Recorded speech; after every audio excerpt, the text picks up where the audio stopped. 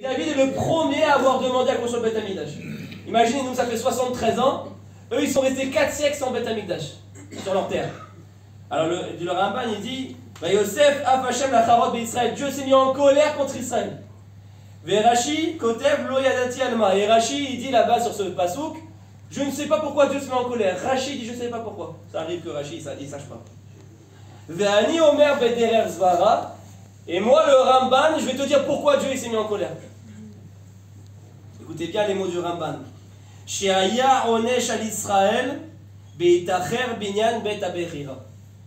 La punition, la colère est venue sur le peuple juif pour avoir retardé la construction du temple. 400 ans, je ne comprends pas pourquoi tu ne le construis pas direct. Yoshua, les Shoftim, tous les juges, des Gdolim immenses, des prophètes. Il y avait des prophètes, le prophète Nathan, le prophète Shmuel, avant David. Mais il y avait le Mishkan. Il y avait un Mishkan, mais regarde ce qu'il dit le Ramban. Shehaya Aaron olech mi'oel el oel keger ba'aretz. Oui, il y avait un Mishkan à Shiloh, mais il était transporté, il n'y avait pas une maison fixe.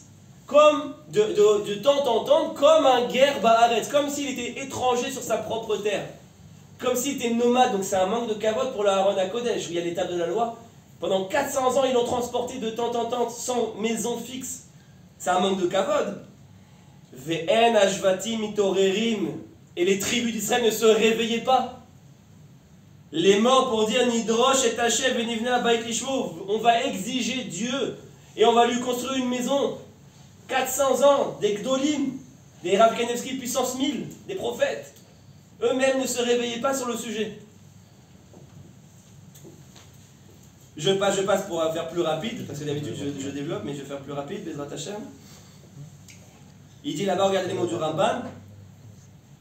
Ve'ilu ayu Israël chafetzim badavar. Mais si le peuple d'Israël avait voulu la chose, venitoreru bo mitrila, et qui s'était réveillé dès le départ, ayan ase bimechad mea shoftim. On aurait reconstruit le temple depuis la période des juges. Au bimé Shaoul, ou même à l'époque du roi Shaoul qui a précédé le roi David. Au Gam bimé David, ou même à l'époque de David, il n'y aurait pas besoin d'attendre Salomon. Parce qu'on commençait, il a dit à David, tu as du sang sur les mains. Donc ça a été retardé jusqu'à Salomon. Qu'est-ce qu'il veut nous dire ici le Ramban? Il nous dit quelque chose de fabuleux. Il nous dit ne crois pas que tu dois attendre le Mashiach pour le reconstruire. Ne crois pas que tu dois attendre. Il y a une mitzvah sur la collectivité d'Israël, l'Echatrila, de le construire. Et si c'est David qui vient et qui le construit, c'est un échec pour la collectivité. C'est-à-dire que si demain le Mashiach vient le reconstruire, c'est un échec pour nous. Ça veut dire qu'on a eu besoin de lui. Et que nous, on ne s'est pas réveillé jusque-là. Regardez, je finis juste les mots du Ramban. Mais vu que le peuple ne s'est pas réveillé, David ou Amashgiar va mitorer. Donc c'est David qui est venu qui a réveillé tout le monde. C'est lui qui a tout préparé. C'est assez que le prophète Nathan, le prophète Shmuel, il a écrit les plans d'architecture. Il a parlé tous les jours du Beth Amikdash. Il a dit mais attends, je comprends pas. On a tous une maison et Dieu il n'a pas de maison. C'est quoi ce manque de kavod? C'est pas possible. Et regardez, là il dit une phrase choquante. Il dit Velo haya echad bechol shofte Israël. Et il n'y a pas eu un seul des juges d'Israël, donc des Dayanim, du Sanhedrin, des Gdolim, pas un seul. Aroim Otam, qui étaient les bergers de l'époque, Mitorer Badavar, qui réveillait sur la chose, qui rêvait. Si ce n'était pas le Ramban qui l'avait écrit, jamais j'aurais osé dire qu'il y a une chose pareille, c'est une bombe atomique. Souvent la question elle revient, elle dit mais je comprends pas quand on veut construire le temple, mais les Gdolim ils font quoi? Et regardez, ça s'est passé à la même chose à l'époque. Le Ramban, si ce n'est pas le Ramban qui le dit, on ne pourrait pas oser le dire.